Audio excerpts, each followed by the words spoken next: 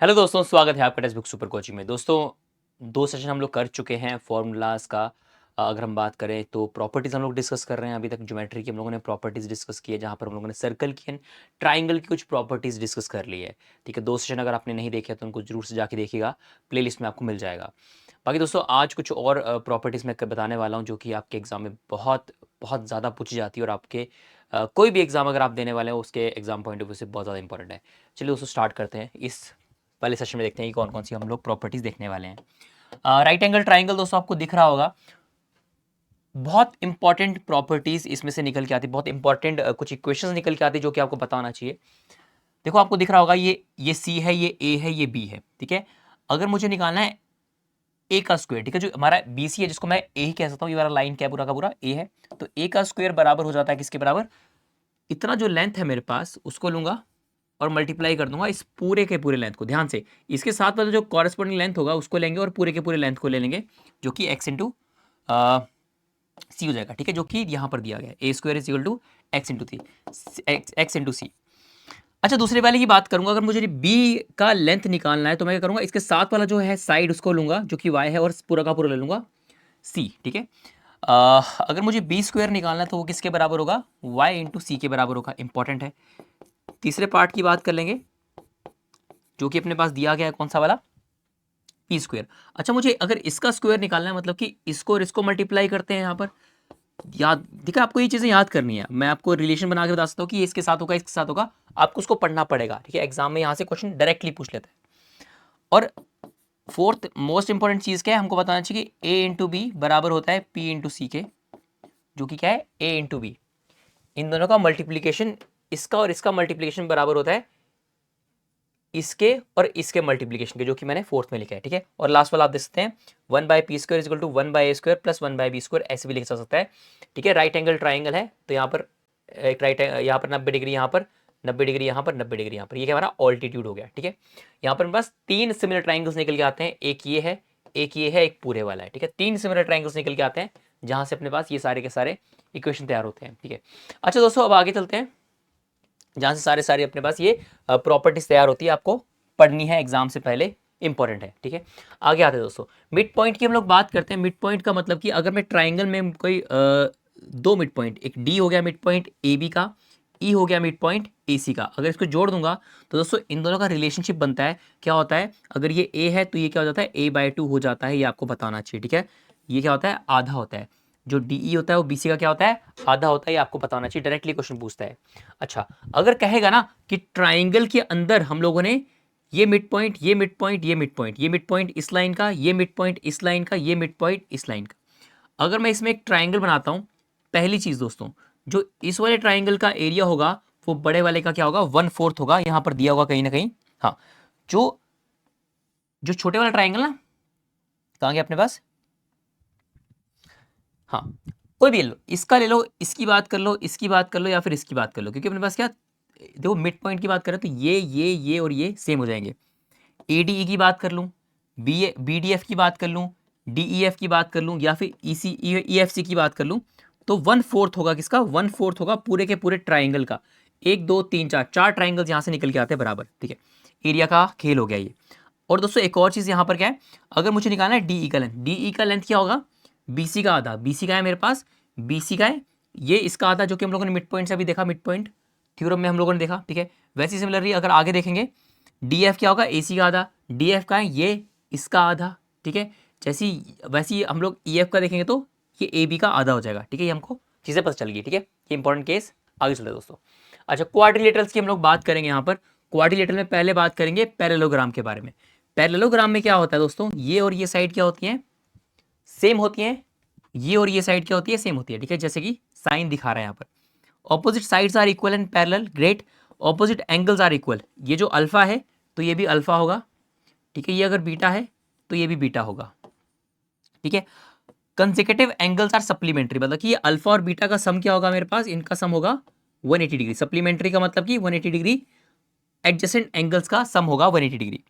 Diagonals की अगर बात करूंगा, डायगनल्स हमारे बाइसेक्ट करते हैं ईच अदर, मतलब कि अगर मैं कहता हूं कि अगर मैं यहां से डायगनल को ड्रॉ कर लूं और यहां से मैं डायगनल को ड्रॉ कर लूं, तो वो क्या करेगा? इक्वल पार्ट्स में डिवाइड कर देगा डायगनल्स को। अच्छा, each diagonal form two congruent triangle, ठीक है। जो एक डायगोनल है हमारे पास दो कॉन्ग्रुएंट, ठीक है, एक ये और एक ये। इस पूरे ट्रायंगल और इस पूरे ट्रायंगल को अगर देखा जाए दोनों सेम है, हूबहू है। चलिए रेक्टेंगल की बात करते हैं तो रेक्टेंगल में कुछ नहीं है, बहुत ही बेसिक है। ये पैरेलल होता है, ये इसके पैरेलल होता है, 90-90 डिग्री का कोण बनता है यहाँ पर। और जो डायगोनल होते हैं दोस्तों वो बराबर के होते हैं। ये और ये लेंथ क्या होता है, सेम होता है, ठीक है। इसके बारे में तो आपको पता ही, इसमें कुछ बताने का जरूरत है। Each diagonal form two congruent triangle, ठीक है। जैसे डायगोनल को बनाऊंगा तो दो ट्रायंगल्स इक्वल निकल के आ जाएंगे मेरे पास। जैसे यहाँ से बनाऊंगा तो यहाँ से दो निकल के आ जाएंगे, ठीक है।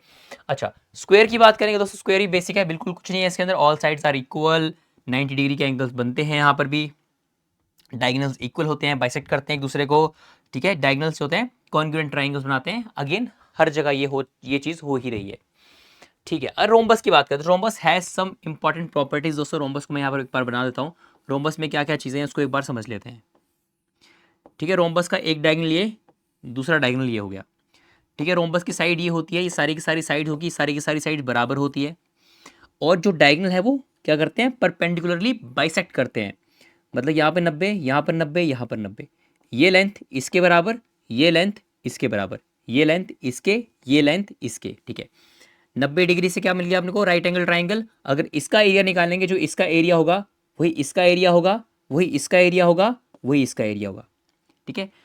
तो अगर देखा जाए जो एरिया होता है इसका वो होता है 1/2 इंटू D1 इंटू D2, ठीक है। ये इंपॉर्टेंट केस है।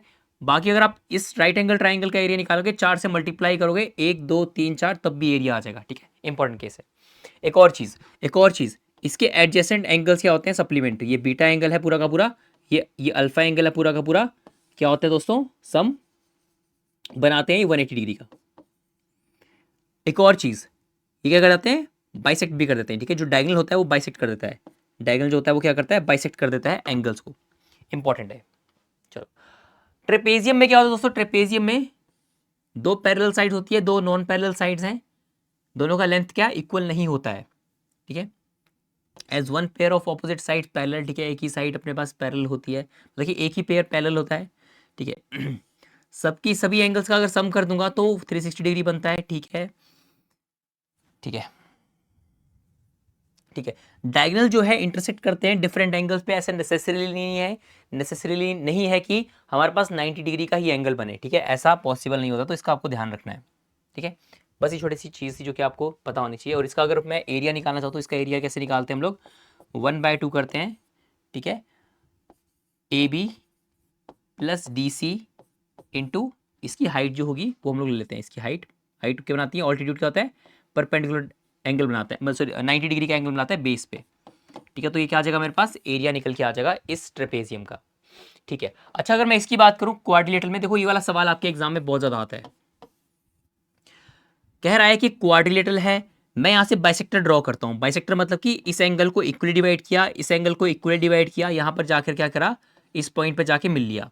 क्या बना दिया इसने, यहाँ पर एक एंगल बना दिया, ठीक है। क्या बना दिया, एक एंगल बना दिया।